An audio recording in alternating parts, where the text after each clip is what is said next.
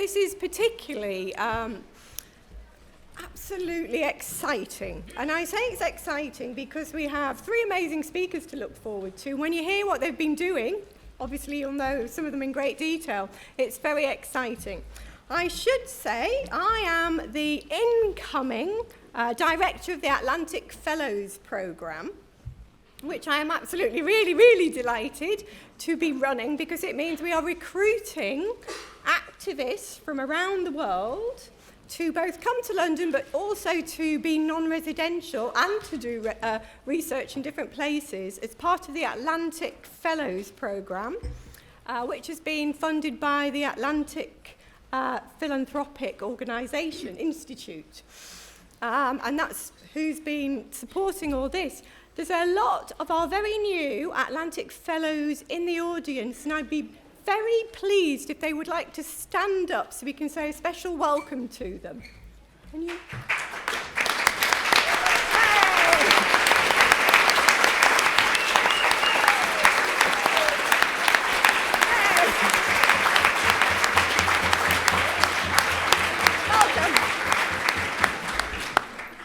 So, really warm welcome to the LSE. And so, the running order for this session is going to be speakers have been asked to speak for 10 minutes each, and then we'll have general questions, and then we'll open out to the audience. You should not need any introduction for some of our speakers, but I will do a very brief one. So, first of all, Ji Kim from the Narrative Institute in New York.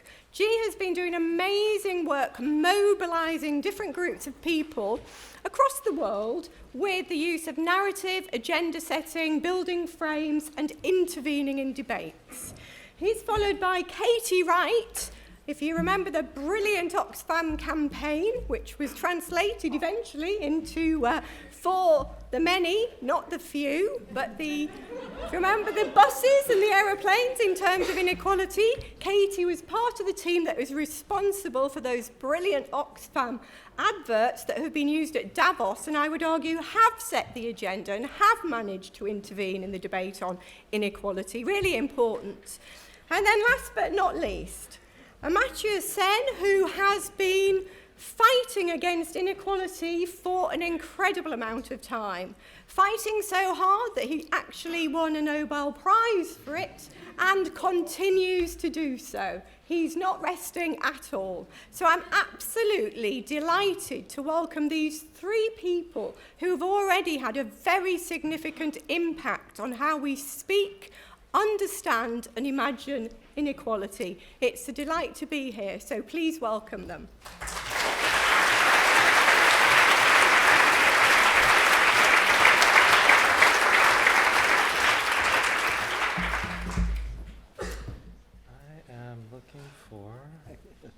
Thank you.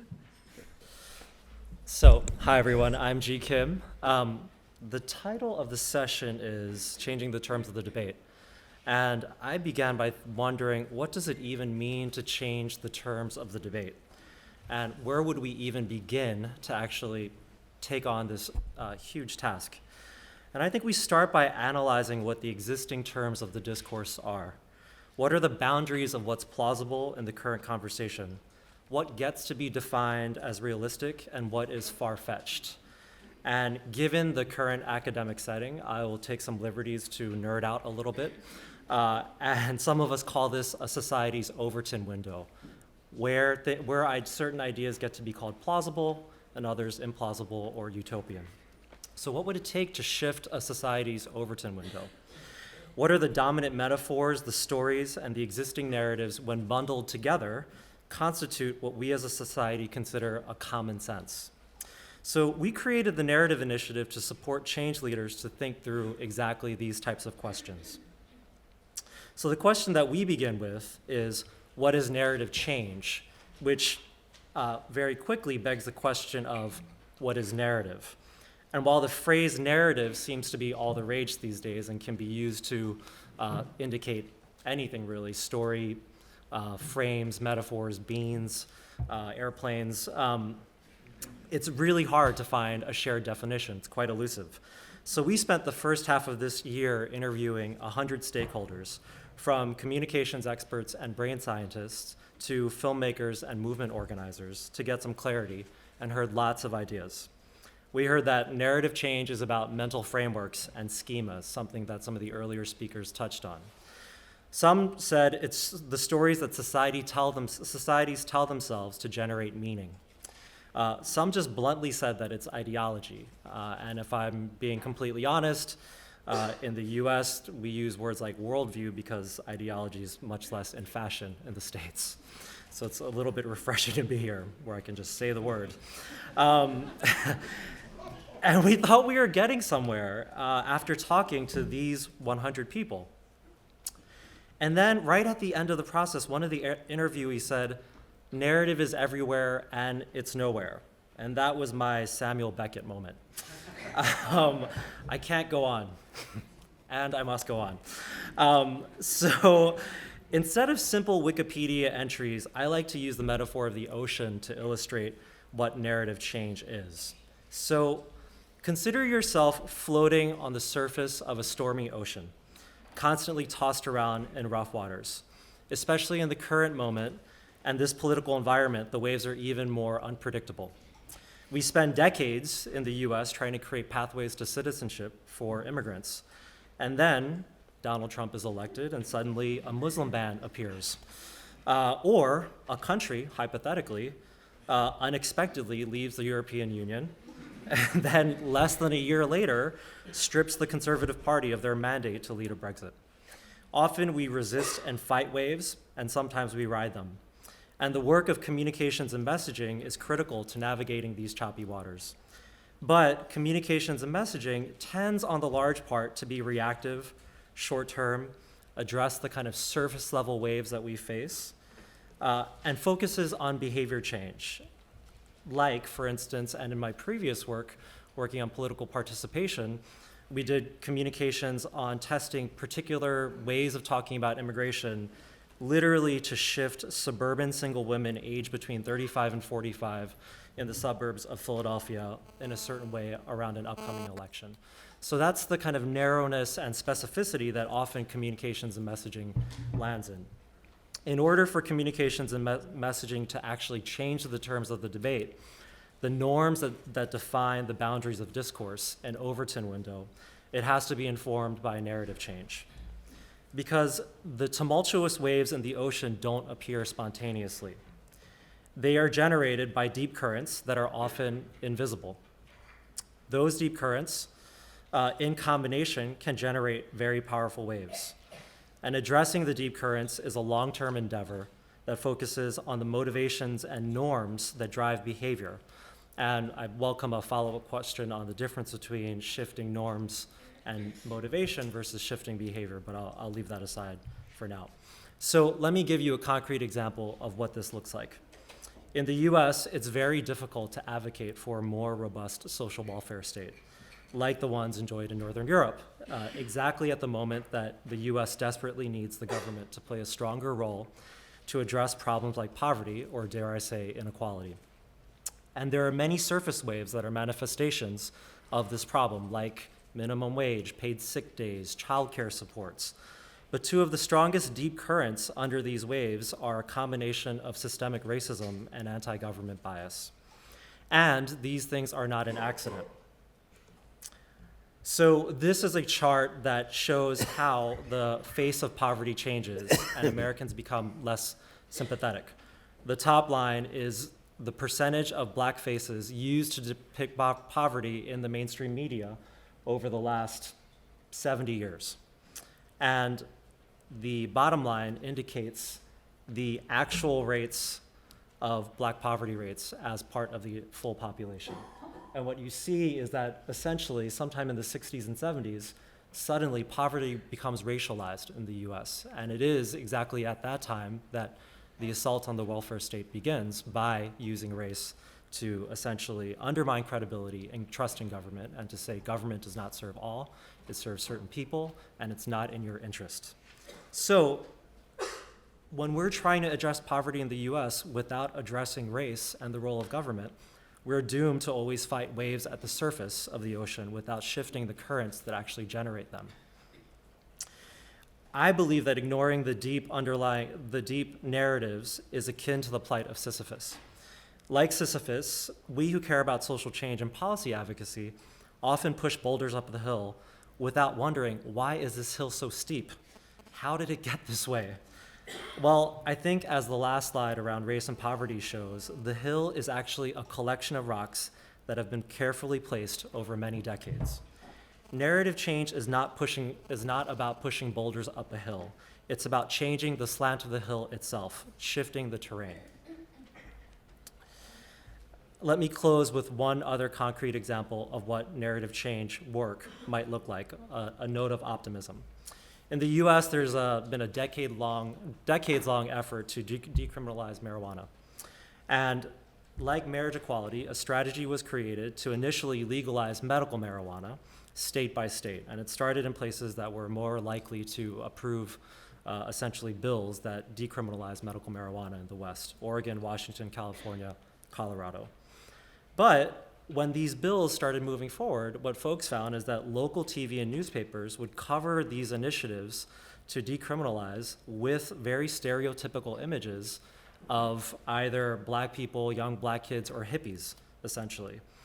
And a number of the advocates said, we have to address race. This is really at the core of what we're trying to get to. But this was a debate within the criminal justice community, and others said, don't touch race. It's a third rail. We don't have time to actually unwind this deep current. Let's just pass this medical marijuana bill and we'll worry about the rest later. Let's just win in the short term and figure out the rest later. Fortunately, a number of organizations like the Drug Policy Alliance and its allies had the foresight to say that we're not doing this work just for medical marijuana. We think that medical marijuana is actually the way to get to legalizing recreational use, and ultimately is a way to addressing the prison system itself and its disproportionate impact on black and brown communities. And in order to get there, you have to address the deep currents that block progress, like the racialization of drug use and, by association, criminality. So the Drug Policy Alliance started calling station managers and local editors at newspapers because they said it's not possible that they're all racist or have racial bias. And when they started talking to station managers, what they discovered is that station managers at these small towns of news outlets said, well, we would love to not use these stereotypical images, but when you do a Google search for marijuana use, this is all you get. So what did the Drug Policy Alliance do? Well, it hired someone to create a stock photo service to show alternative uses and images around marijuana use. So instead of black kids with dreadlocks, now they have a stock photo service that shows marijuana use being, and literally this is from the photo service, a nice white lady sporting a yellow cardigan on her front porch enjoying her evening. And today, from this work and a number of other factors, we're slowly beginning to see the narrative of this critical problem in society start to shift. Thank you.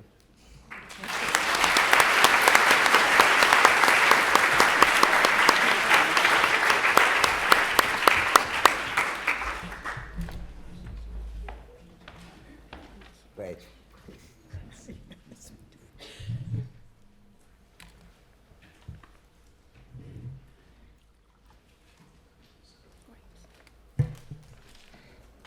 Thank you.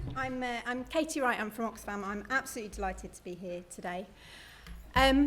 So when one starts a narrative, when one tells a tale, I think the first thing you need to do is set the stage. So I'm going to set the scene to you. You are all now at the World Economic Forum in Davos.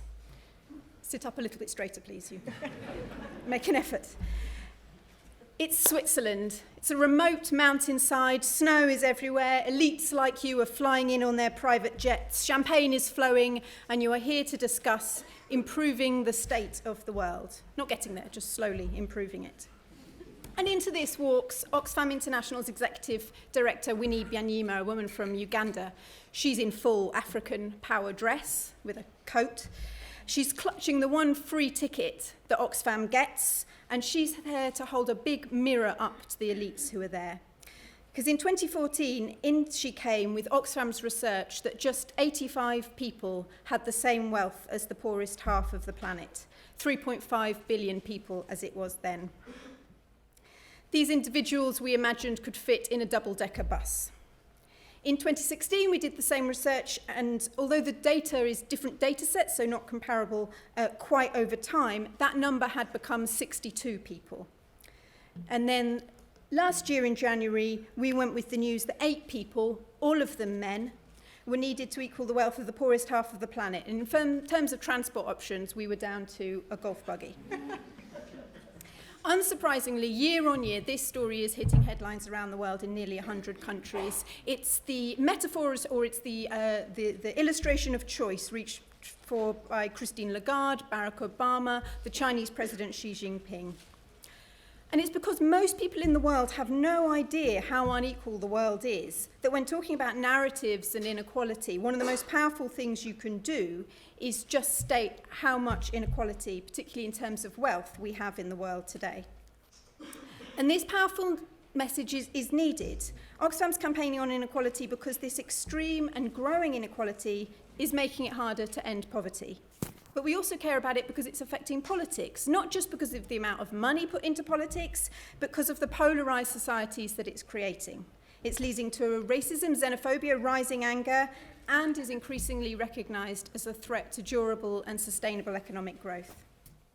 But recognising an issue is not the same as doing anything about it. So now what? And to be quite honest with you, the last 3 years as a campaigner in Oxfam has been an exercise in saying, why is this working? What can we learn from it? But also, what are its limitations in terms of actually pushing change? Because as I say, we're working on a global campaign to end inequality. But just like the wry observations made in the US during the World on Terror, we have to ask, how does actually one campaign against an abstract noun? In fact, looking at our audience research, you can see that there are quite a few issues that people would be a lot happier to campaign on before you get to higher order concepts like even poverty or inequality. So one of the things that you might do, and in fact we did do, is put aside that abstract concept altogether. We know as campaigners that what works is specifics, villains, tangible things that people could see changing. And what specific thing embodies inequality better in today's world than the tax haven? These secretive, cynical jurisdictions that contribute little to the world's economics and social welfare other than a greater return to capital. One estimate from Gabriel Zucman is that $7.6 trillion is stashed by wealthy elites in tax havens around the world. And as a campaigner, they also happen to come with some excellent imagery. They're like Davos with palm trees. It's all elites and luxury. It works very well. And like many structures there to benefit the richest, they also do incredible harm to the poorest as well. But what if it is actually inequality that you want people to care about? What if you want to change the terms of the debate and you don't want to go around it, you want to take it head on? And then you have to understand how people think about inequality and what values and narratives are holding them back from wanting to address it. So the first thing, as I said, is do not assume knowledge. Most people, even their own country, have very little idea how much inequality exists in society. Usually they are vastly underestimating it. They also have very little concept about where they are in the distribution, mostly putting themselves towards the middle, even when they're exceedingly wealthy. When people do know the truth, they want less inequality. But these perceptions have real impacts on their appetites to supporting action to tackle inequality. And the other thing we've come up against as a campaigning organisation is that a strong sense that people think inequality is inevitable. And I think this is reinforced by narratives put forward by our politicians, that inequality is down to global forces, almost of nature, of technology, of globalisation, and also the sense that you can't have the benefits of capitalism, any of them, even supermarkets, without accepting some level of inequality. And we're seeing this come through in lower and middle income countries in particular. Secondly, going back to audience research that we've done, as you can see, in countries in the global north and south, Most people are a bit resistant to redistribution as the obvious answer to inequality because they do still think that the overriding reason you're rich or poor is your work ethic and your ability, even though in many countries that's decreasingly true. And then a further observation is sort of best told anecdotally by a colleague of mine who was travelling in a bus through Mexico. And it was when the Mexican Carlos Slim was announced on the Forbes list as the richest man in the world. Now, this Mexican billionaire owes the vast majority of his fortune to an almost complete monopoly over the telecom sector in Mexico. This is a monopoly that is having a significant negative effect on Mexico's economy and almost certainly making every one of those passengers pay more for their mobile phones than they should do. And despite this, the news was met with jubilant applause and celebration for the rest of the cross-country journey. So there's something in that. He may be a monopolistic oligarch, but he's our monopolistic oligarch. So how to respond to these insights? So education is key, but you have to meet people where they are as well. You have to be changing hearts as well as minds. So for instance, go with that insight that people think they're towards the middle of the redistribution. Talk about the 1%. No one thinks they're in it. And you remember that Jeremy Corbyn did this pretty well in the last few months and weeks in the run-up to the election campaign, saying again and again that under Labour, 95% of people will pay no more tax. Now, most people think they're in the 95%, and most of the people they know are in the 95%. And lots of Londoners might have a wake-up call about that. Turning to the education approach, this is also something we're putting a lot of effort on. Here on the right, you have an inequality calculator that Oxfam in Latin America has run out across all its countries there, where you can find out where you are in the distribution and how unequal your country is. And due to launch in a few weeks' time is a major contribution from Oxfam. For the first time, a global index of 150 countries ranked not by how unequal they are, but by the policy commitments of their governments to tackling inequality. And this is really aimed to puncture that idea that inequality is inevitable, that governments don't have a choice in how they do it. And it shows the real range of responses, from real redistribution and strong labour policies to essentially tax cuts for the rich. But the last thing that I want to talk about is, in relation to campaigning on inequality, is the lack of a clear alternative vision. So we know what we're against, but anyone who tell you anything about framing will tell you that if you keep talking about what you don't want, you just reinforce that image. So what are we for? What's the vision we want? And what narratives will help people believe that it's possible? And our essential analysis is that both the primacy of economics in policy making and the very narrow, orthodox, if you like, neoliberal approach to that economics is a problem to this. And we need to overcome the way that the economy is discussed in public policy and media, because just like the maxim that history belongs to the victors, so economics tends to belong to the winners. Think about the way the economy is discussed in media and the ways people will have heard it discussed, even in an election campaign like the one we had. The economy is healthy or unhealthy, it's sick or it's weak. It needs care as an entity over and above the very people that make it up or it's supposed to work for. Where we do ask what the economy is for, it seems that the answer is just to deliver GDP growth, onwards and forever, no matter who captures from that growth and who's missed out. And the upshot of this being is that getting an economy that actually works for most people is seen as a naive, nice to have, whilst keeping the overall economy healthy is somehow the main prize, which is particularly convenient for those at the top, I would say.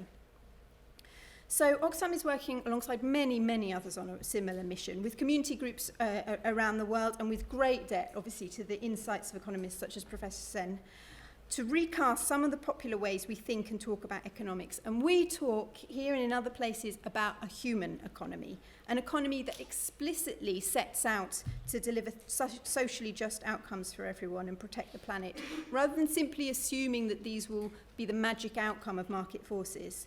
And essentially it's about putting the needs of humanity and the planet on which we fundamentally rely first. And as our first attempt of this in graphic form that we put out in January serves to show, that these are less important than the human outcomes that are fundamentally what we're looking for. So I think the last thing to say is simply that we are at the start of a long journey. Narrative change takes time. We've probably got more questions than answers on how to do it, and we're trying to be as experimental as possible. But there is an urgent need to talk about inequality. And people from all sides of politics see this. Inequality is fundamentally driving a lot of the communications choices from both Trump and Bernie Sanders, from both Theresa May and Jeremy Corbyn. And whoever gets this right, arguably, is going to shape the debate for the next decades. Thank you.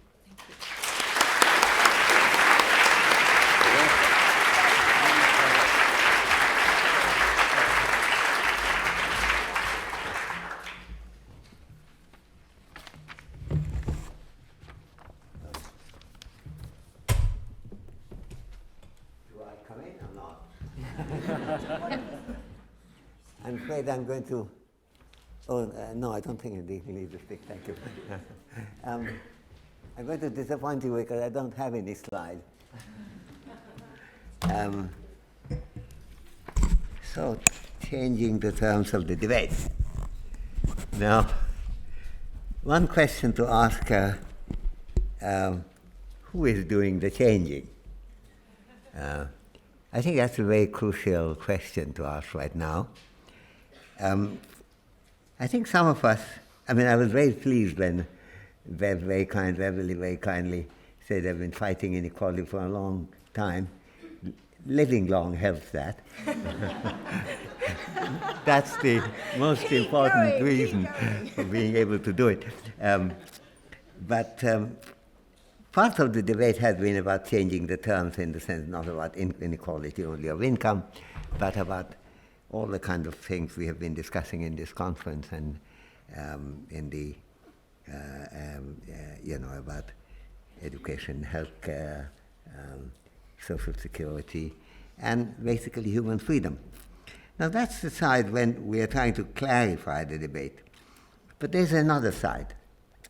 That is, if you are going to resist the big call that comes from inequality combatants, the way to deal with it best is to change the terms of the debate. And that, in fact, I would say, is exactly what we are seeing in the United States, the United Kingdom, in India, in Bangladesh, a lot of countries.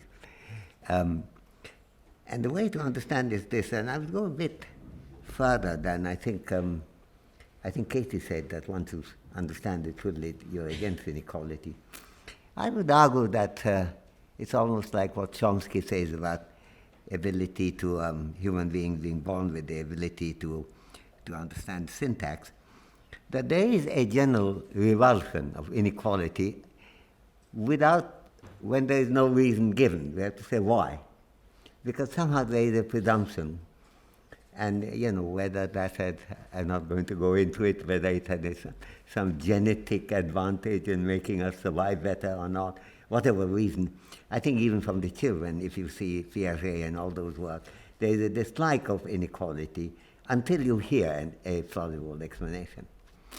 So I think what you have to do is to change that. If you don't want to people to battle about inequalities or things that really matter, like health, education, and so on, and then to discuss things about inequalities that do not really very much matter, that you cannot enter into your favorite coal mines anymore because the nature of the industries have changed, or that the Mexicans are hanging around in the United States so that they have advantages not only in their country, but they have come here, whereas we Americans are stuck here.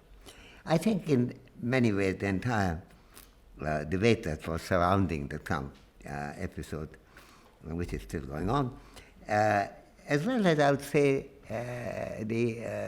even the issue of Brexit, because in some ways it was very easy to point out, look at those Poles and Hungarian, whoever they are, hanging around here, whereas the real debates could well have been on really important issues, which the Brexiteers typically didn't particularly to pursue. I think it becomes, I can come back to that, and maybe in discussion time we would. My experience is that no matter whether you want to discuss Brexit or not, in any meeting you address, you do address it. So we will. In India, this had happened again and again. Of course, on one side, the government wanted to say we are having a fast rate of economic growth, and then the others point out that not many people not every section of the society is getting it. And indeed, then you look at education, healthcare, and so on. India probably has the least organized healthcare, more of a mess than anywhere else that at least I am aware of. Education system, pretty awful. Now they have managed to get people to go to schools, but what is offered to these 260 million potential school goers is extraordinarily poor. At that time, to concentrate your attention in protecting the cows is a wonderful thing to do for those who don't want to change the school system and healthcare. Because then you concentrate people, and you go around, there are people going around with sticks trying to find beef eaters and beat them up. And that, of course, immediately then there's a debate around it. Is it a good thing? Didn't the Hindus in the Vedas eat beef? So then you get on to a completely different debate. And that's fine too, because you're discussing something else, not education, healthcare, and the other thing. Something like that happened even earlier. It's not the first time, and not just the present government. I think previous governments have done it. And we had a dramatic thing, of course, at the time of independence, a country where Hindu-Muslim rights were extraordinarily rare. And you have to go back in history, even at the time of what is in England is called Sepoy Mutiny, 1857. The mutineers from different communities, different native states, different groups, different parts of the army, all agreed on having the Mughal emperor as the emperor of India. There was not dispute on that. Didn't say he is a Muslim and not a Hindu. That was a legitimate position. But when as independence approached, the Hindu-Muslim riots came suddenly. I was not only was I fighting inequality at the age of 8, rapidly, if I may point out, but I found suddenly, there are people killing each other they've never known, on ground that the Hindu-Muslim identity became big. So I think changing the terms of the debate, identity plays a huge part. The identity of neglected coal miners, neglected people who were in Britain or somewhere else could have had a better life, but for this, but for that, and so on. And that became a major factor. The part of the country I come from, namely Bengal, which had really had very little Hindu-Muslim rights in the past, suddenly it was full of that. And it came like a storm in 42, and went away like a storm in 47. By 52, Bangladesh, East Pakistanis, as they were then called, were agitating about Bengali language. Identity has changed, that Hindu-Muslim division seemed minor in comparison. Again, that debate is coming back as there are some attempts to to deflect the debate about what's not going on. I think the issue of identity is really central to changing the terms of the debate. And it's really central for us to understand that the way people battle inequality, they resist big changes in inequality, is not to have it discussed. The moment it's discussed, and that's what happened with the manifesto that the Conservative Party launched, suddenly, the critique that these two guys who had to leave was not that they misrepresented Tory policy, but that they spoke about it. So that suddenly it was a discussable item, that there are going to be dementia tax, or whatever they're called, and the houses may be occupied by others, and so on. And so it's the clarity of the presentation which you don't want. These two guys really made an electoral mistake, because these are things you don't want to discuss if you want to win an election. And that became a big thing, and then the debate changed. I think if Macron's success is mainly to change the terms of the debate back again from where Marine Le Pen had presented it to be. I think that's the battle that's going on across the world right now. I think I can say a few things about South Africa and elsewhere too. Having said that, this is a relatively easy point, I think, because the identity battles have been going on for a very long time, and I mean, this happened in the context of, say, Ireland, the changing the debate from imperial failure, basically it's not an empire, but it is, to the nature of the Irish culture.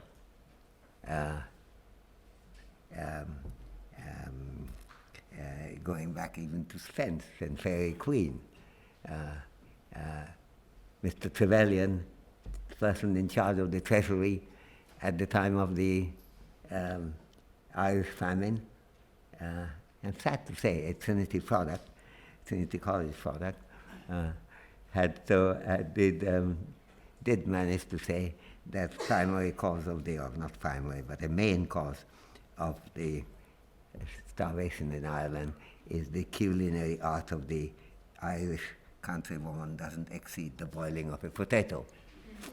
Now that racist statement sounds offensive. On the other hand, it's an explanation, and it takes you away from what London is doing in dealing with a famine situation.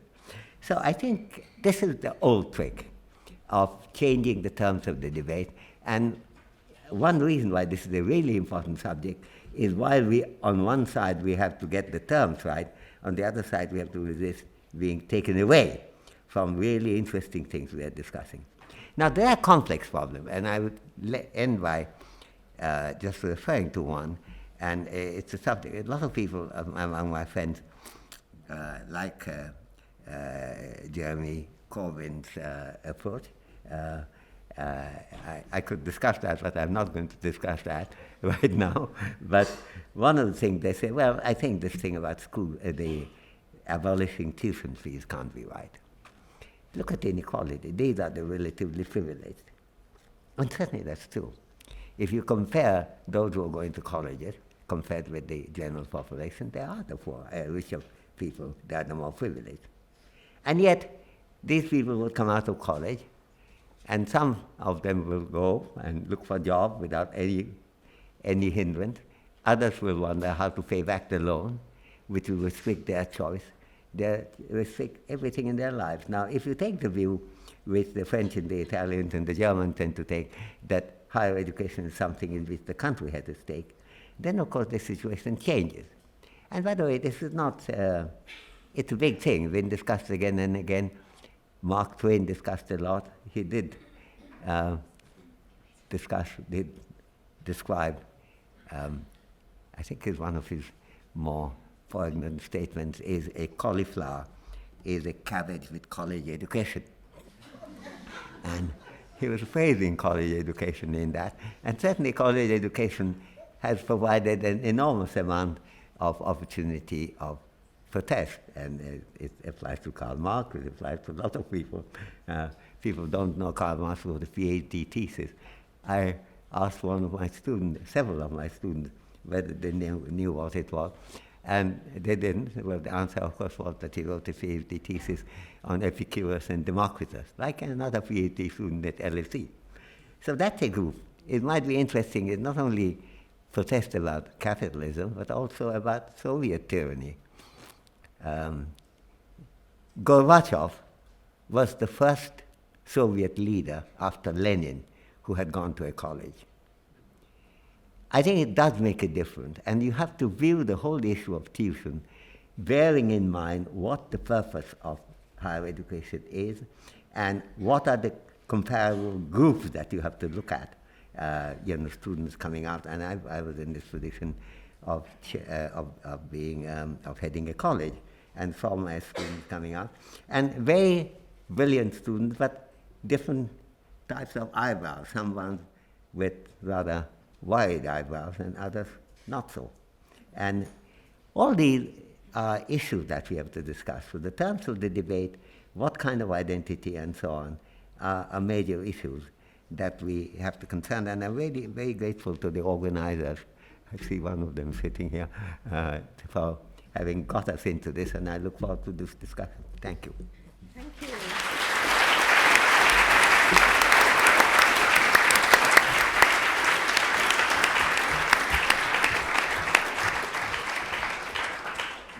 No, I don't need any help. My legs freeze when I stand at any point. Usually people jump up and think that I'm having a heart attack, which I'm not. You've got to keep fighting inequality. We can't. We've got to look after you. The fight continues. Okay, so I was just going to kick off. Are these working? At the back, yeah. Are they work? Not quite. Need it closer. Ooh, is that safe? Okay.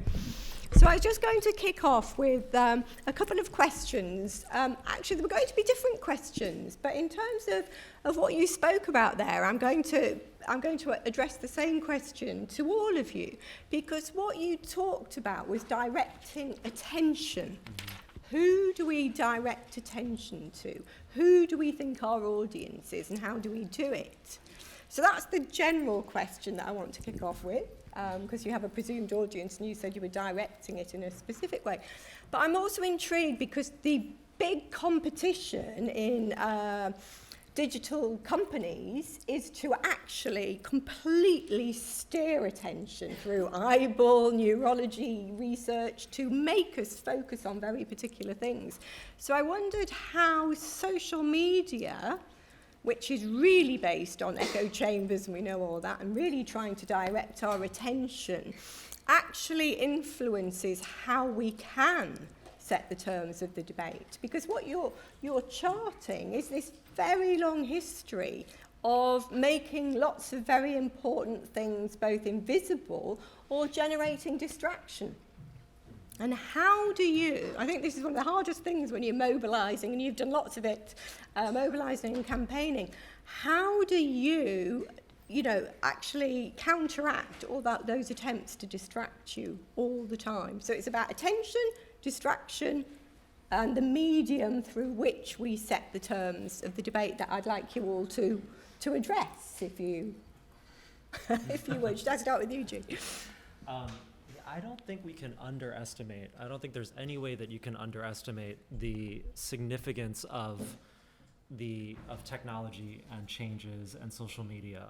I think on a couple fronts. One, I think the pace and the metabolism of the media cycle itself has accelerated to a point that I don't think any of us could have imagined 10 or 20 years ago. The second thing is I think the behavior patterns of news consumption have also fundamentally shifted and been shattered.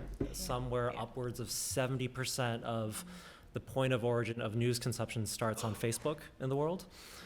So that's a very significant point of data.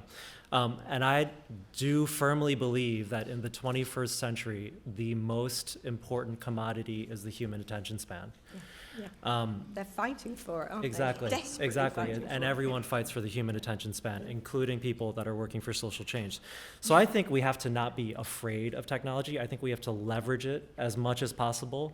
There are increasingly more available tools, big data tools. For instance, there is a tool that corporations, many tools that corporations use for what they call brand management.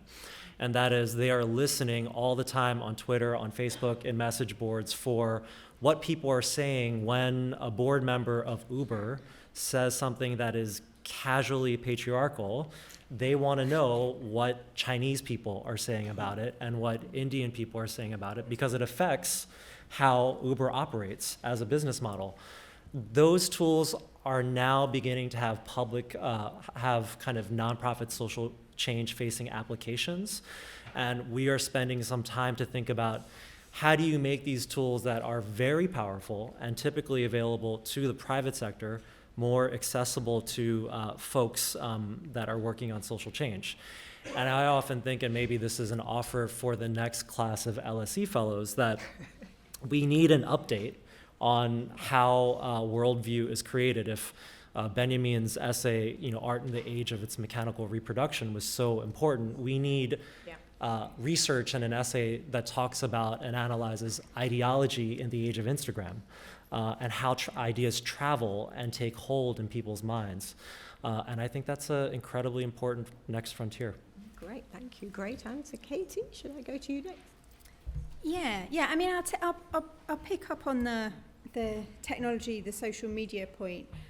Maybe what I'm going to say is some element of wishful thinking, because notwithstanding the social applications, we're never going to be able to outgun people with the huge amount of money behind these algorithms, behind this spending, behind the technology. So in the face of that, I like to believe that there are still some ways around that, and I think. I think it stands to reason that there are. So take Oxfam's work. We and the sort of share graphics I was showing you, the bus, the golf buggy, etc. I think what's powerful of those is not the moment that you see it and go ooh and share it. It's that it sticks in your head and you say it to your friends later. It's a gift to you to be able to express your values in a pithy way down at the pub. It's something that you remember to put in your speeches if you're going to say something about that. It has some social currency offline, which is really valuable. And I think there's a huge amount of excitement about, and quite rightly, a huge amount of excitement about how much social media plays in elections. But it's the parties that are mobilising people on the street, that are having people that you trust and care about tell you how they're going to vote, how they feel about those things. Those things still, have a huge amount of resonance. And then I mean, in terms of the attention and distraction, I suppose I'll just go back to the Davos moment, which is essentially a hijacking of a media moment that's supposed to be about the elites or for the elites to make it about the elites. So choosing your moment in a very busy news cycle can make something take off at a time that is perhaps counterintuitive as well. Yeah, so kind of keep building warnings into when we do it as well. Now, would you like to address it in terms of, you referenced a lot of different national initiatives over distraction. Yeah, well, on the technology issue, Microphone, okay. am I all right? Yeah, okay. Yeah. Oh, okay. Oh, microphone. I thought I had something. Oh, maybe you have. Yeah. Is it working I at the have back? something, yeah. Have I got Yeah. something or not? You do. Yeah, okay. I know normally it put on a tie. And it gave me a first understanding after about decades in Britain as to why people wear tie, that you need them to put their microphone. Microphones always. But I hope this works. This has to go. I don't take I don't even take the view that we can't match this.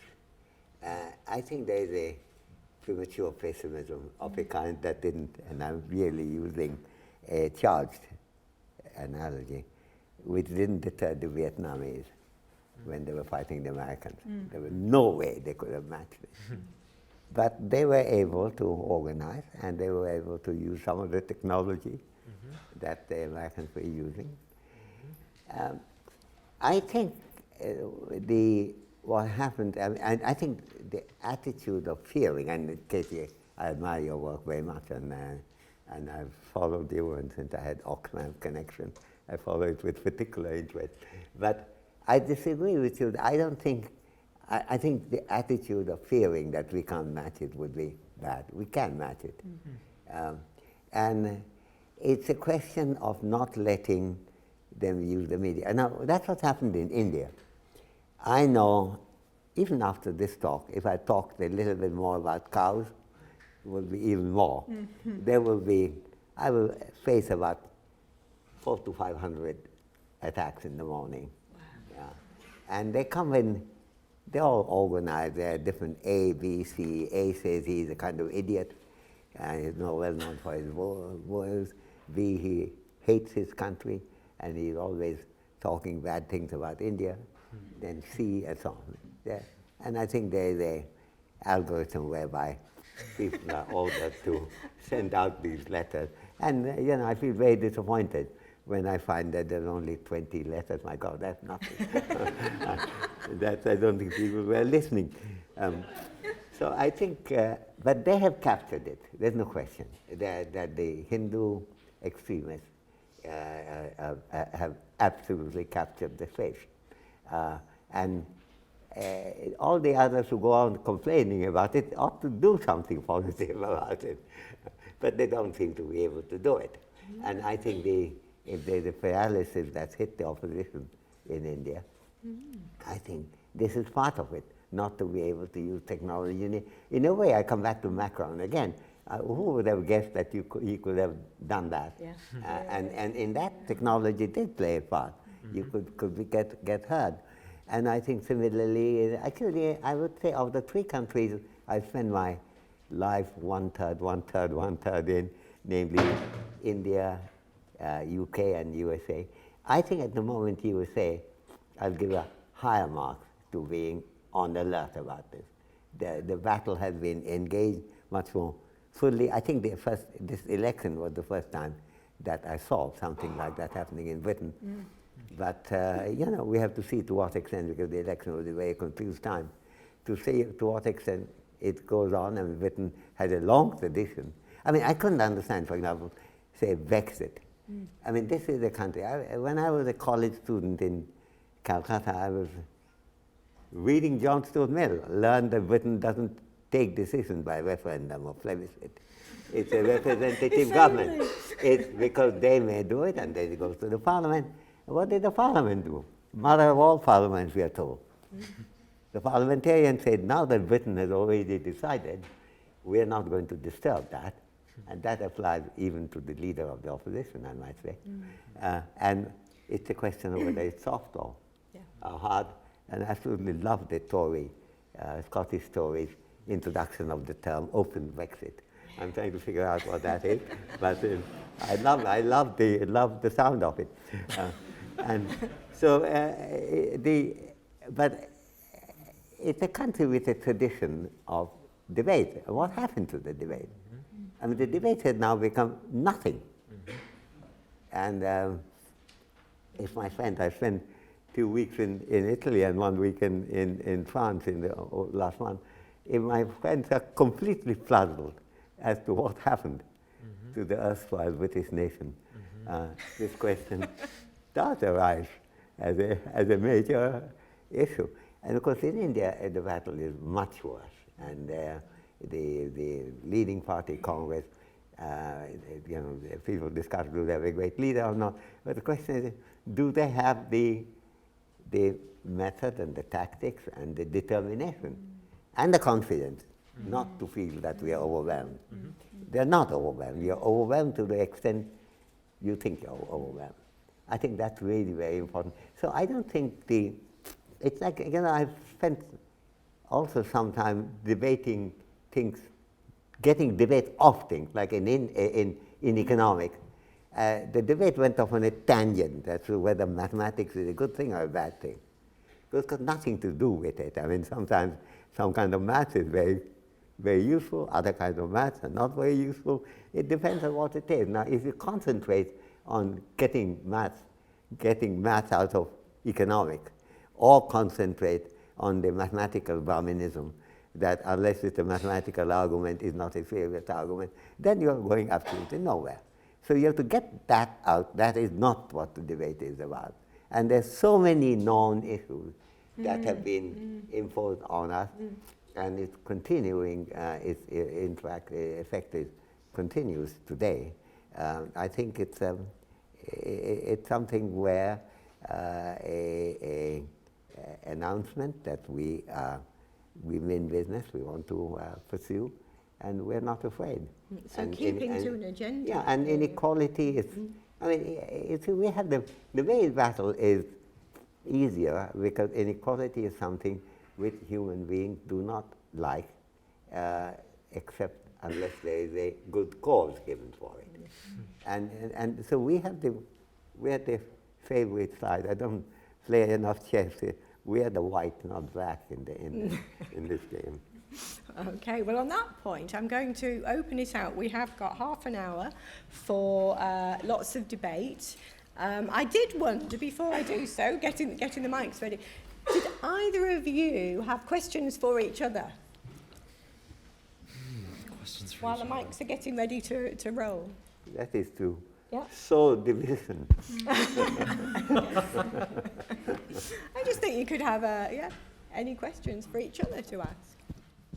Well, I mean, I'm going to do the terrible thing of a kind of semi-rhetorical question, because I was thinking about the example that I offered around decriminalization of marijuana, and tonight, and the incredibly useful concept that Professor Sen has developed around negative and positive freedom, and the kind of trade-offs that it wasn't a coincidence that these campaigns started in the West, in the US, where there's a strong libertarian impulse. And it was framed as it was a classic negative freedom from government interference of what you choose to do. And I would actually argue that marriage equality and marriage campaigns, which have also been incredibly important and historic, have also made some hard trade-offs, because they have also often framed around negative freedom.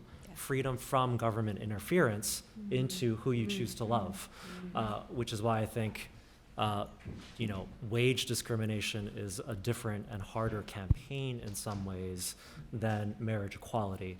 So I offer that, given the company, any thoughts on how we do this work that makes these trade-offs and really relies on kind of pre-existing notions of freedom from government interference, which we know can also hinder us in many ways. Yeah, I'm not sure that.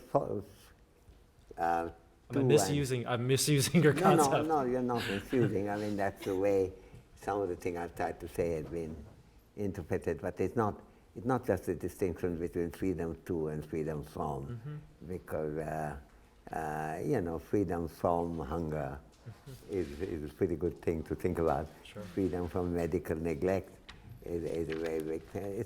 So the English language, or any language, has enough versatility to go between that. But it's mainly seeing what human beings can do, freedom in the sense we have a long tradition. We have Aristotle, we have Adam Smith, we have Condorcet, we have Karl Marx, John Stuart Mill. There's a long history of that. So to look at that, and I agree that the issue, even on things like marijuana, falls in that category. But I would say that these are additional debates, like the issue about tuition fees.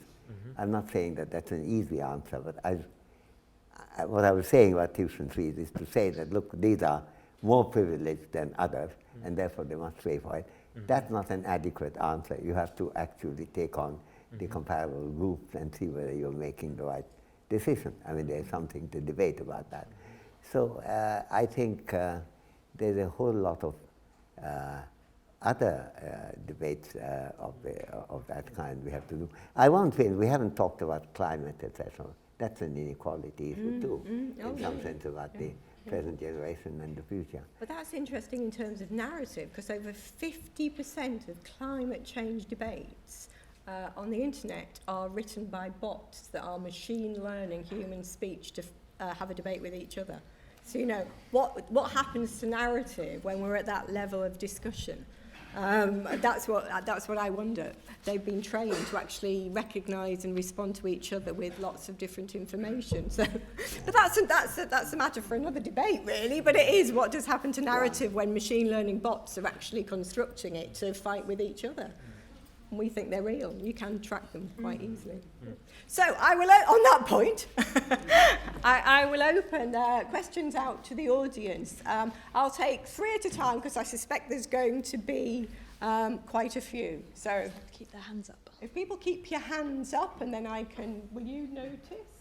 Yes, so there was one right up there straight away, but there's a few over here. So we'll go over here first, then we'll go, so you don't need to keep your hand up forever. There's a group here, one there and one there. So can you take these ones over here first? Yeah. Can you say who you are as well, please, because we are recording. Sure, I'm Robert. And I'm glad that I'm starting the questions because I want to ask the fundamental question, should we tackle inequality? Because we are different. Some people are smarter, some people study an LSE, and some people are Uber drivers. So, and following that, should we rephrase the problem as, should we tackle actually extreme poverty? And inequality may be something innate to our society. Okay, so that's one question. We'll get three at a time, and then I'll pass it over. Over there. So, should we tackle inequality? I got the question. Hi, Peter Kumar. So, if fear is hardwired into our brain, into our emotional response, into our memory formation in terms of our amygdala or however it actually works, but if that's like an innate response, and fairness might be a subsidiary of fear, and that unfairness might occur to us, are we pre-programmed to respond to messages of fear as opposed to messages of fairness? There was another one right down here. Is that? Hi, I'm Arun J. My question is also more on the financial inequality and extreme poverty. So since the Oxfam figures are fantastic, and we've used that a lot in financial inclusion, but if you look at just the UK, and since the global financial crisis, there's some research done that the 1% have doubled their wealth in the last 8 years, whereas everyone else has stayed flat or, in real terms, poorer. Like, what actually needs to happen for this change to come about? So the London riots was just sort of a preview of, or like a trailer of a movie that we're yet to see, or like what actually needs to happen? Like, why isn't this change? Like, why are we going? We're talking about solving the problem, but actually we're going in the opposite direction. Okay, now all questions are very huge. And not specifically on narrative. So I would ask you, if at all possible, which is really, really hard, to think about narrative in answering the question, because should we tackle inequality is almost, we could be here for days, weeks. So we'll try and keep it specific and keep it to how narrative will work. Can we start? Would you like to start this time and work that way? I wouldn't like to, but... Will you take up the challenge? Okay. Tackle. I think there are 2 points here. One is whether there is a reason to take up inequality as in some kind of adversity. That's part of the question. And your other question is, why not poverty? I think that's what you ended. You're very brief on that. Last 2 sentences where that was poverty. But the first one, I think I would say that, yes, I mean, we could spend some time discussing why that is the case. I think probably the best thing to read, if you are interested in it, is Bernard Williams, about 40 years ago. It's an essay called Equality. So search Bernard Williams, Equality. I think it's a very good essay. I think one way of thinking of it, the 2 kids, one gets a large slice of the pie, another gets a small. There's a reason to ask why. But if both of them got exactly the same size, to say, well, why? It doesn't seem as telling a question to ask when people have other things to do, as to why is it that they're getting equal shares of the cake. And I think there is a distinction there, which I think we notice, and I may or may not be right, that like Chomsky's syntax, there's a kind of a negative attention, a kind of dislike of inequality is fairly well ingrained in our thinking until we find an explanation. That's of course what Katie was going toward. The other issue, the poverty issue, is that I don't really think you can take out this, dissociate this issue. I think the best discussion of that is a man a long time ago called Adam Smith, 1776, Wealth of Nations, where he discusses poverty in relatively rich societies. And he says, you know, our poverty is, and this is where the point that you were trying to make about Jim Kim, that about the different ways of thinking about inequality comes in. He was thinking about the kind of life we can lead.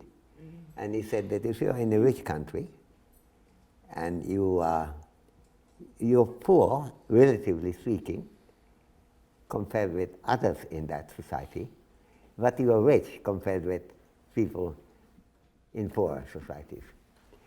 And what Smith says that the trouble is that the established conventions in the society, what kind of clothes you have to wear, what you have to have access to in order to participate in public discussion, has changed. This is not example. His example, if you are in New York and your kid doesn't have an opportunity to look at television or even cable, then the child is deprived. Deprived is poor. Child is poor because the child cannot take part in public discussion in the school. Smith's example was that you need a linen shirt and leather shoes to be able to appear in public. I think leather shoes have gone away, but and linen shirt too, probably. I don't think these things are linen. But he said that that amount of resource you need, and if you are unequal, if you are relatively poor in a rich society, that relative deprivation leads to absolute deprivation of things that everyone in the world wants, namely to take part in the life of the community, appear in public without shame, to take part in public reasoning. Peter Townsend spent a lot of time discussing that. I quarrel with him a little for not giving credit to Adam Smith, who discussed that point about 200 years earlier, quite extensively. But Peter Townsend has very good examples of that. So I would say you cannot differentiate the poverty and inequality issues for a reason that we have known for a couple of hundred years. Can I pass the other two to you two? Yeah, the third one I leave to. Okay. I think there are two more. Yeah, okay. One at a time. Yeah. Well, Robert, I won't repeat that because you don't need an answer after that. You've been told by a Nobel Prize-winning economist, so not a lot to add. In terms of fear, it's a really good, and this is getting us back to narratives. I think we have to choose not to, personally. I think this has been coming through in what we've been saying today, that the methods you choose to campaign by are important, and the ends don't justify the means, or in doing that. So I think you do have to create positive values are like a muscle. You have to stretch them, you have to use them, you have to create them in the activity of what you're doing. A great example I would say is the great get-together organised to mark the anniversary of the murder of Joe Cox. That's not fundraising for anything, that's got no political message. That is just creating an activity of getting together across communities for its own sake, as a campaigning action or as a message of solidarity. And the how is as important as what it's for. On what will it take people to wake up? I mean, I think, and realise, we don't need the 1%. I think I would say a couple of things. I think, as I was talking about, there's a need to challenge some of the ways, even in the nightly news broadcasts, we hear about the economy, or we hear about rising corporate profits as solely a good news story, rather than starting to analyse sort of who that's working for. But I think the other thing is you can see it happening because and this slightly goes to your question, Robert, the reasons that we've had that wealth, well, arguably it's the falling corporate tax rate, arguably it's other political decisions made to allow their capital to grow, not cracking down on tax havens. Those things are directly depleting the amount of money for public resources, leading to austerity, and it's this anti-austerity backlash that we're seeing in communities around the country now. So, it may start to be happening. I don't need to add anything. You're okay. Yeah, I was going to say austerity. I think we saw last week that we did get a response to people getting really fed up with what had happened to them. So austerity is key. Okay, can we go over to the back there? You had your hand up for a long while. My name's Sandy Balfour. Thank you very much for the presentations. I thought they were very interesting. Katie has just partly answered the question I was about to ask, but I'll put this, I think, therefore, to G, which is, you were describing, and from all three speakers, we've heard examples of narratives which were characterized by their passing acquaintance with the truth. So whether it's the Brexit lies, or whether it's the poverty of the worldview that comes out of Davos, or whether it's the shameful mendacity of the example you gave of the equivalence between blackness and poverty being used to campaign against government in general. And so my question is, and it is about narrative, is in order to do good, does the alternative narrative have to be true?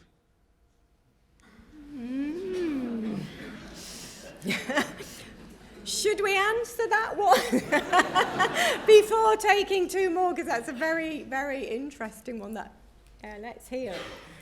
G, should we start with you? Oh, yeah, it's super easy.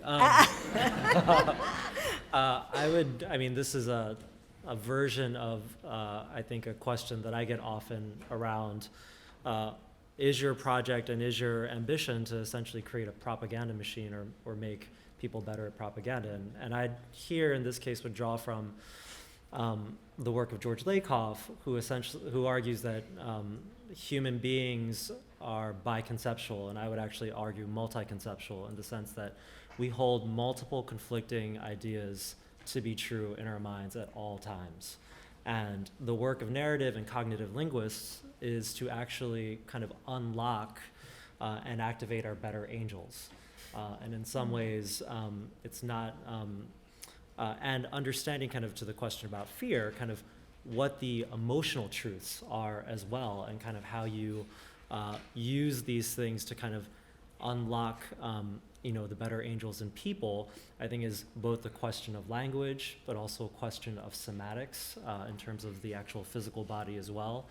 I'll cite one study at the University of Michigan. They did a longitudinal study of people who believed and kept believing that many years after 9/11 in the US that Saddam Hussein was connected to 9/11. And they tried the kind of tried and true classic kind of liberal impulse to inundate these folks with facts. And what they found was that it had no effect on their existing beliefs. It just says something about our aspiration of enlightenment rationalism. But some of the things that did actually change and had some significant measurable shift in how people created their opinions and sense of truth was preceding those facts with a compliment. As simple as shifting the emotional landscape of a human being can actually create more amenability to alternative points of view, and to put yourself not in a mode of confrontation or myth-busting is actually really important to the work. So it's not just about language, and language is incredibly important. Brain science is important, but it's also about the kind of nature of how human beings and our emotional landscapes.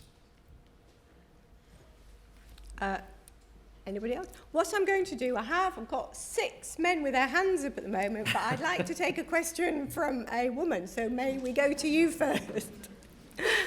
And then I will come to you. I have got you in order, so you will be next. You've had your hand up for a long time, and then I'll come to you at the top. Yeah. Thank you very much. With regards to inequality, my name's Lillian Nandi. So with regards to inequality, I think there's we think of the elite forming the narrative and having the greatest influence, or perhaps all of the influence through their narrative. But for want of a better word, I wonder if the non-elite also unwittingly contribute to inequality by actually buying into those messages. After all, there are so many of them, and there are fewer of the elite. So how can you sort of counteract the will of so many people unless they're not buying into it? For clarification. Yeah. I mean, the word elite. Yeah. Is used, of course, now like ruling group, and quite often, I mean, elite used to mean a lot of right and enlightened and knew something, where now often military rulers who can't spell and can't add or multiply are described as elite on grounds that they rule the country. Do you mean elite in the latter sense or in the proper sense? I meant elite as in the ruling class, those in power then and don't government. call them elite. Yeah. The rulers, yeah. Yeah. So, I mean, so do the non-elite also unwittingly contribute to inequality by buying into the messages, or is that not the right way of thinking about things? Okay, we'll take the ruling class ideology question, but the person next to you, if you could just pass the microphone. But then we do have to go right to the back after that, so we'll take three in a go. Thank you. My name is Moody, a high school student, and my question for the honourable speakers is on climate change, which Professor Sang just briefly mentioned. So how do you see Trump's recent decision to quit the Paris Climate Convention? And would that add to the global inequality in the sense that the US has been a huge energy-consuming body and it can now ignore international restrictions on environmental protection? And in the case of energy consuming, do you think that emerging national economies such as India and China should be given a tighter restriction on environmental indicator, for example, carbon emission levels, or they should have a looser restriction on those indicators? And we're doing a session on narratives. We're not going to go into the detail of climate change at the moment. So I'll cut you off there, because there's so many people waiting to speak. Can we go straight to the back where you've been waiting for a very, very long time? We welcome. All right, my question is this. G. Kim, has society precluded debate, or has it defeated itself by substituting feeling for evidence? G. Kim said that there were currents as a trend, and we've had since the Enlightenment rationalism and using evidence for that. Has rationalism lost? What is a suitable substitute, if so, and is rational narrative possible at all? Great. Can we take one more from the back? Because you've had your hand up for long, and then we'll do them all. I'd like, if I may, to come back to the assertion that we have a natural dislike for inequality. As I heard the debate so far, we've been talking about inequality in terms of inequality in outcomes. But there are inequalities in the mechanisms and who controls those mechanisms that lead to such outcomes. Now, such mechanisms and control of them would often be described as inequalities of power. And I'm using power as defined by Morris and Stephen Lukes as well, both in terms of the nature of power and the exercise of power. Now, my question is focusing on whether in seeking to change the narrative, one must also seek to change the terms by which the power framework already sets, if you like, those who have greater access to resources which can be used to dictate the terms of the debate, and we have seen many examples of that. There's one final example I want to give, and that's from the book by Robert Michels, Political Parties, 1915, in which he suggests an iron law of oligarchy, where too often the majority are grateful to abrogate or delegate, depending what point of view you have, to a tiny number of people, not only the exercise of power, but later the consolidation of that power. And so we have, if you like, a different dimension other than in unequal outcomes in very important substantive areas. Okay, I'm going to take those questions together because two of them are actually about ruling class ideology almost. And then we have climate change, which could easily fit into that and be segued in, and rationalism, which forms part of it as well. Not quite easily narrative, but Katie, would you like to start this time? Okay, I get to pick. Well, I'll say one thing on climate change. It's absolutely an inequality issue. 90% of global emissions come from the top 10% of people, and so it's one of the great inequities of our time. To bring it back to narratives, Bev, I'd just say absolutely disastrous for Trump to leave the climate change, but what a gift he's done in uniting everybody, in suddenly learning what the Paris Climate Change Convention is, how much they suddenly love it, and hate him for leaving. So it's an example of, certainly an example of amplifying someone else's frame. The only thing I'll say on equalities of power, people don't inherently want complete equality. I think that's not what any of us are saying. People hate unfairness, and people hate the unfairness inherent in inequality. But what we do find in our research all around the world, north and south, is that everyone thinks the elites are up to something, whether they're economic elites or political elites, or the ruling classes, that they are up to something. So the slide I showed on what would people like to campaign about, most people, it's corruption of government and rich people having too much say over the economic system. So to come back to your argument, I think there is quite an awareness amongst non-ruling classes that they want to have more voice, want to have more say. Okay, would you like to comment on that? There's on the power issue, that's indirectly, as you say, a ruling class question has come up. I think there's an interesting remark that I think attributed to Anna and Bevan, I think Michael Foot does anyway, to say that the point about having power is to be able to give it away. The argument here is this, that if you had the power and give it away, you're not exercising it, but you know that other people don't have power on you. Steve Biko said something very like that in one of his statements, that it's not that I want power, I don't want other people to have power over my life and the life of people similarly placed. So I think in the case of power, inequality is a big issue.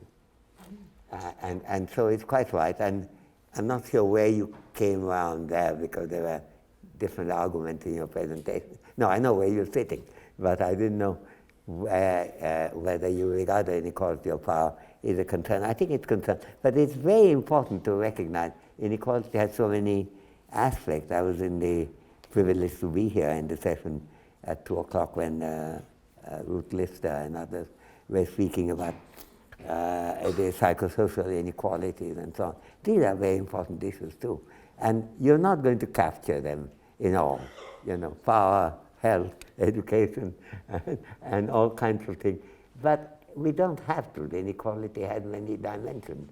And there is, unlike an attempt which somehow economists often fall for, namely whenever you see multiple things to get one index out of that, I think human beings are able to understand more than one variable at the same time.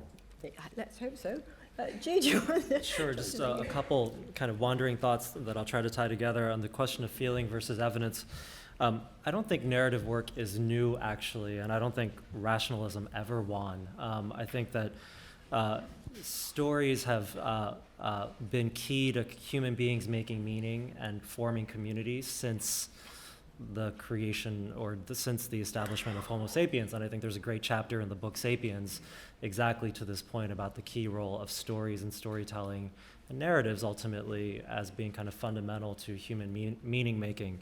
So I don't think there's anything new about this. I mean, the complexity certainly upticks today. One thing that I will say about power is, I think to the question here, I think you hit something really on its head and that we're wrestling with at the Narrative Initiative. I think there are two dimensions of narrative power. One is definitional. One renders subjects invisible by being able to define a group of people, a country, a gender, what have you. But I think there is another form of narrative power that is a reproductive power, where it is able to have its subjects reproduce its ideas and render itself invisible, as opposed to rendering subjects invisible. It's not dissimilar from the traditional division or the idea between force and consent in many ways. But I think these are two key dimensions of narrative power, and I will offer one example. In the US, campaigns around economic equality, especially around minimum wage, are often phrased around, if you work a full-time job, you should not have to rely on government assistance. And that is a message that has been, to many extents, been quite successful. But embedded within that is a reproduction of the narrative that government support is something you should avoid, that it's shameful. And to this question of fear, I think that's the kind of emotional truth here around the shame associated with poverty or having government assistance is actually, to me, one of the greatest barriers to actually starting to solve it, because it's really kind of blocks people from even having the conversation about it. So I offer that as one example of the ways in which a narrative can reemerge in subjects who imagine themselves to be doing work on economic inequality, but in some ways are reproducing deeper narratives that may set us back. Okay, I'm going to take questions very, very quickly. We've got 4 already set up, and then that's it. I'm afraid we have to leave the room. We can't stay in the room. So it was the 2 people right at the very back. Yeah. I have a question about the implication of studying the concept of inequalities. I think it's a recurring theme in many LSE courses.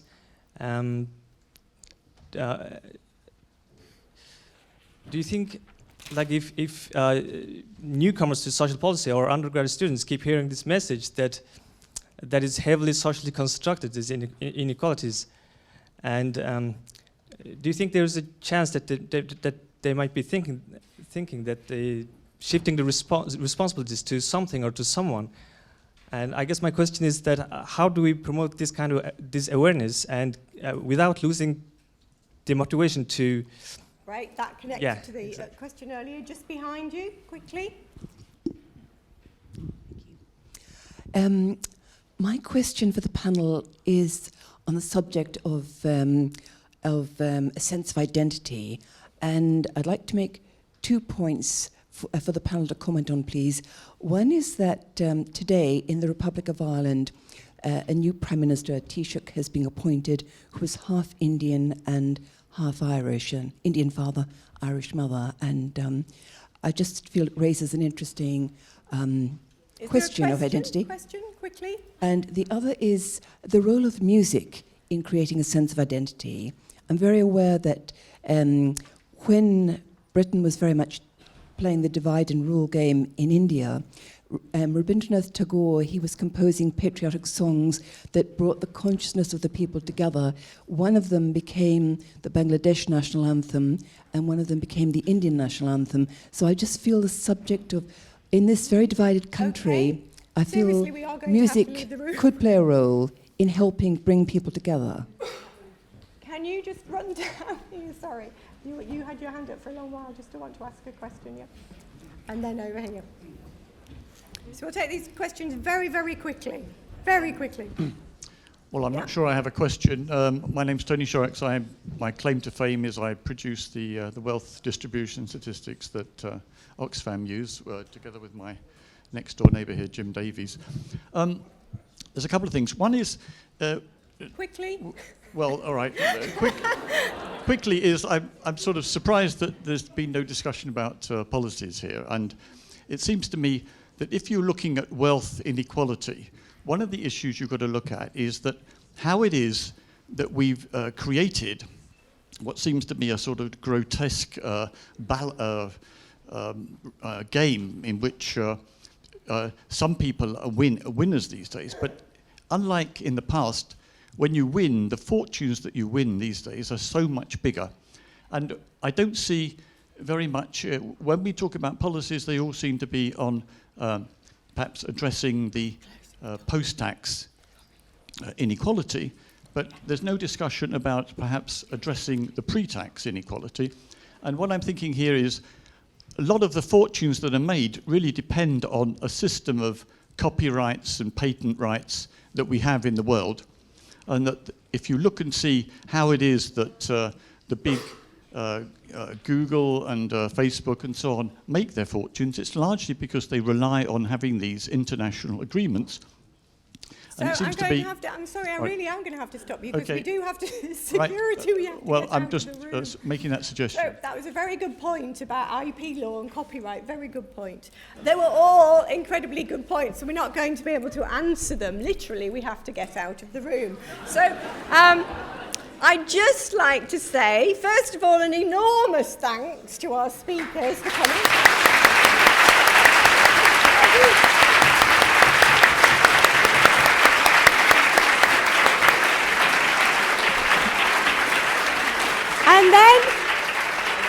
And then before we all run out, because we have to, I'd also like to say an absolutely enormous thanks to the people who've enabled this to happen, to the Inequalities Institute, to Billy, to John, to Mike, where's Lisa, to Rana, to all the helpers today. Have I got Neil, who's been amazing, to the people who've been filming it, and to all the people who've made this happen, including the security. So thank you very much.